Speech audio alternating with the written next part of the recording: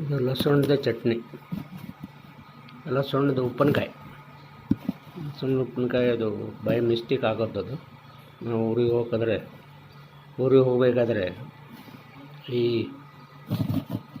ಬೆಳ್ಳುಳ್ಳಿ, ಸುಲಿದ ಬೆಳ್ಳುಳ್ಳಿ ನಮ್ಮ ಹತ್ರ ಒಂದು 300 ಗ್ರಾಮ್ 400 ಗ್ರಾಮ್ ಇತ್ತು. ಅದನ್ನು ಅರ್ಜೆಂಟ್ನಲ್ಲಿ ಊರಿಗೆ ತಗೊಂಡೋಗ್ಲಿಕ್ಕಾಗಲಿಕ್ಕಿಲ್ಲ. ತುಂಬ ಅದರದ್ದು ಕವರ್, ಅಂದರೆ ಅದರದ್ದು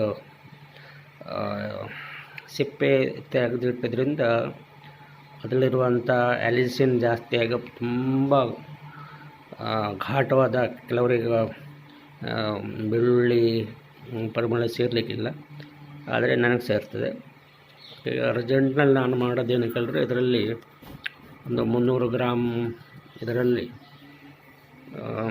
ಸ್ವಲ್ಪ ಉಪ್ಪು, ಒಂದು 100-150 ಗ್ರಾಮ್ ಉಪ್ಪು ಇರಬೇಕು ಹೆಚ್ಚಾಗಿ ಅಂದಾಜು, ಮತ್ತು ಸ್ವಲ್ಪ ಮೆಣಸಿನ ಪುಡಿ, ಹಾಗೆ ಅರಿಶಿನ ಪುಡಿ ಸಂಗಡ ಅದರಲ್ಲಿ ಕಾಳುಮೆಣಸಿನ ಪೌಡ್ರ್ ಕೂಡ ಹಾಕಿದ್ದೆ. ಯಾಕಂದರೆ ಯಾವಾಗಲೂ ಅರಿಶಿನ ಸಂಗಡ ಕಾಳುಮೆಣಸು ಹಾಕಿದಾಗ ಮಾತ್ರ ಅದೊಂದು ಆಂಟಿಬ್ಯಾಕ್ಟೀರಿಯಲ್ ಕೂಡ ಹೌದು, ಪ್ರೋಬಯೋಟಿಕ್ ಕೂಡ ಹೌದು. ಹಾಗೆ ಇದು ಅದರ ನಂತರ ಸಿಟ್ರಿಕ್ ಆ್ಯಸಿಡ್, ಅಂದರೆ ಲಿಂಬು ರಸವನ್ನು, 3-4 ಲಿಂಬು ರಸವನ್ನು ಹಿಂಡಿದ್ದೆ ಅಷ್ಟೇ. ಅದರ ಮೇಲೆ ನಮ್ಮ ಪ್ಯೂರ್ ತೆಂಗಿನೆಣ್ಣೆ ಸ್ವಲ್ಪ ಒಂದು 4-5 ಚಮಚ, ಹಾಗೆ ಅಗಸೆ ಬೀಜ ಎಣ್ಣೆ ಅಂದರೆ ಫ್ಲ್ಯಾಕ್ಸೀಡ್ ಆಯಿಲು ಕೂಡ ಸ್ವಲ್ಪ ಹಾಕಿ ಅದನ್ನು ಫರ್ಮೆಂಟೇಷನಿಗೆ ಇಟ್ಟಿದ್ದೆ.